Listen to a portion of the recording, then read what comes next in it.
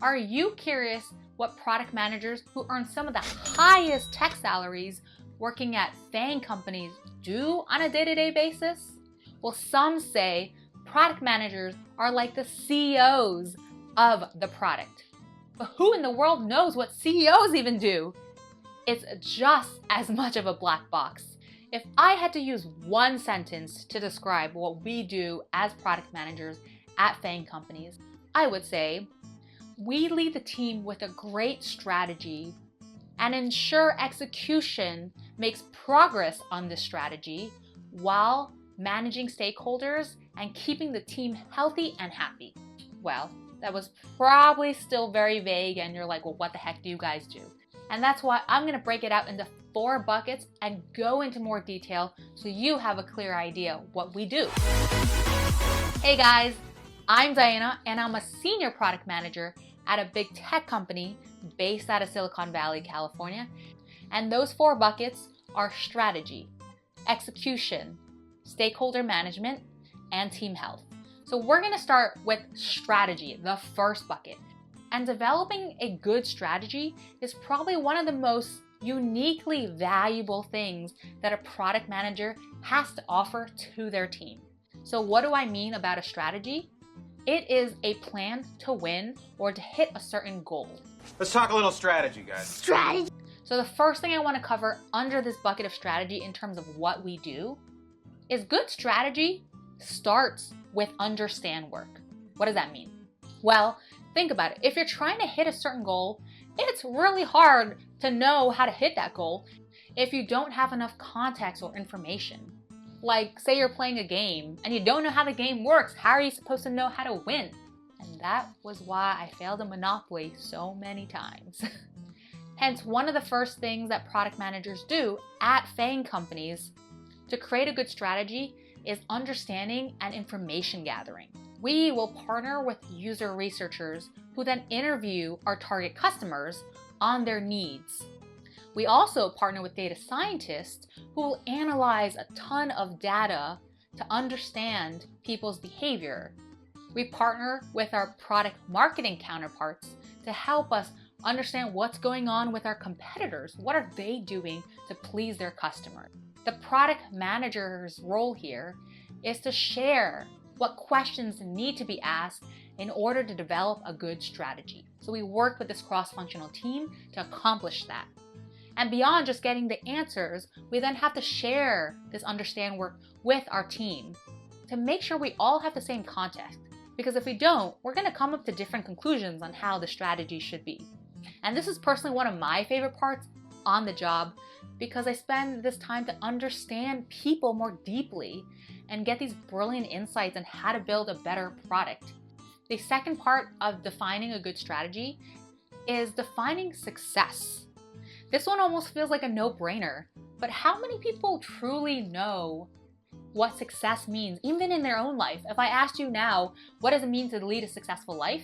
You probably don't have an immediate answer. So one of the key things for the product manager role is to define what does success mean for the team, for the projects that they're gonna work with, whether it's near term or long term.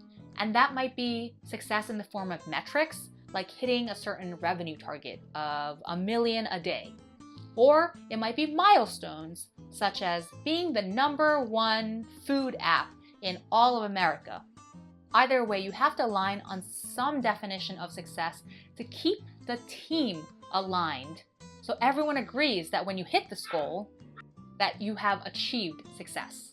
And this is a necessary precursor to developing a strategy, because if you don't have a goal in mind or what it means to win, how are you going to be able to come up with a plan? The third part under the strategy bucket is to actually create the strategy. So now that you have the understand work and a goal in mind, you'll synthesize that to actually come up with a plan in order to reach that goal. Let's use an example. So YouTube's goal is to become the #1 most used video platform in the world. And through their understand work, they realize users will use YouTube more if there's a diversity of content on the platform. And hence, to reach their goal that we just talked about, One strategy that YouTube's gonna wanna take is to get content creators to create diverse content or to get diverse content creators. So that was an example how we put understand work and a goal together to define what a part of the strategy should be. A strategy should be a living document, which means it should be constantly updated when there's new information. And a strategy should always be iterated on to ensure that it's actually working. Sometimes bad strategy isn't just a bad plan, but bad strategy is one that has stale information or is based off of assumptions that are no longer true. The third thing under strategy is to communicate and align the team. You can develop the greatest strategy in the world, but if you don't tell anyone about it, especially your team who's supposed to help you make progress towards it, or you don't tell your stakeholders and they stop investing in your ideas, you're not going to get it very far. So a key part to always remember is when developing a strategy, you want to communicate it. And actually, even before you present the final strategy, you want to get feedback from your stakeholders, which are leadership, cross-functional team members, and your core team. Because their feedback might challenge some of your assumptions and try to make the strategy even stronger. And at the same time, while you're getting their feedback, is in parallel getting their buy-in. Because people love things where they feel like they've contributed to. I've made the mistake before where I went into a hole and created a strategy over 3 months for my team for the next 2 years. And I came out of that hole at the end and presented my beautiful strategy. No one cared because they didn't see the sausage being made, aka the process, and they didn't get to have input, and hence it's just felt like a strategy that was created out of thin air, even though I worked so hard on it. So get the help of leadership and your team in creating this strategy because it's also going to help you get buy-in early. And even if you feel like you have all the best ideas for the strategy, it's not just about ideas in accomplishing something, but it's getting people motivated to come with you on the path because you yourself are not going to be able to accomplish the plan on your own. So that's it for the strategy bucket. Now that you have a clear strategy and have aligned the team, everyone agrees on it, everyone is happy about it. Now you have to act on it to actually make progress on your strategy to accomplish that goal you set. And this is probably the hardest part. A lot of great strategies fail because of poor execution. So what are some of the components of what we do in a day-to-day to make execution smooth? So the first part in the execution bucket is developing a roadmap. So in the previous step, there was a strategy and there's the goal. People are excited about it. But if it's not granular enough, it's hard for people to actually act to make progress. Think about it. A lot of the times we procrastinate or don't do something because something's ambiguous. Hence, product managers need to develop a, say, 6-month or quarterly roadmap to break down the goal into projects that people can actually work on to then make progress and then bring together each of those individual projects to then hit that goal. Say for the YouTube example we talked about, one of the legs of the strategy is to get more diverse content. And hence, one of the projects underneath that, creating a tool that's a product that helps content creators know about content where there's high demand but low supply. So this might be one of the projects under the roadmap that create clarity to help the team know what they should be building. The second part of the execution bucket is defining the project scope and plan. Now that we have some high level of the projects that we want to work on in this quarter or this next 6 months, we got to go deeper in developing what we in the industry called a product requirements document to help the team better define what the solution is, what the problem is. So in this 1-pager document, it's not actually 1 page because it's going to be hard to fit that into one 8x11 paper, but it is one central document that contains the user problem, the target users, the solution, what goal we're trying to hit, and much more. The product manager will own this document, but get many people across their team to contribute to it.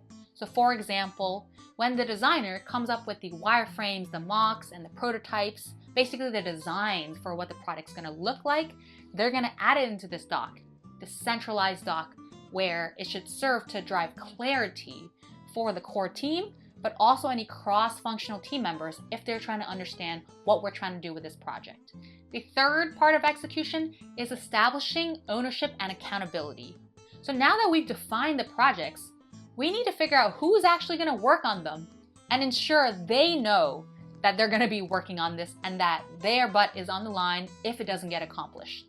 For example, I would work with our engineering manager to figure out which of our engineers are going to work on what projects and ensuring that every engineer has a project to work on. I also need to ensure that if we have, let's say, reviews to go with through privacy, that we have the right people on board who are aware of the project. Another key part of the execution process that PMs are responsible for is setting and improving processes. For example, what this looks like is driving clarity on the handoff of work. When the product manager develops the product requirements document, what happens next? Well, what happens next is it's given to the product designer, who then makes up the designs. After then, it's given to the content designer to figure out what we should be saying on the product, and then it's handed off to the engineers. So not every team is clear that that's the process, and sometimes creating the right communication channel. So let's say when the design is finished, how do they tell the engineers? And I've seen sometimes the struggle is the designers will write an email. Engineers hate email, so they don't read the email. So all of this is important to include in the process so everyone is crystal clear on how to execute efficiently. Lastly, part of executing is making sure that we measure the impact of our projects. So especially at FAANG companies, it's not just about shipping/launching products, but rather assessing whether the launch actually had the effect that we had wanted it to. At FAANG companies, the product managers own outcomes, not just shipping products. Because winning is when you actually reach a goal, and the launching of the product is in service to reach that goal. So hence we have this whole process working with data scientists to analyze the impact of a product that launched and how it impacted the goal. And these are the things you hear about, like A/B testing. And it's really important as a PM at FAANG companies to help your team internalize this, because it's not natural, because for an engineer, their idea of finish is launching a product.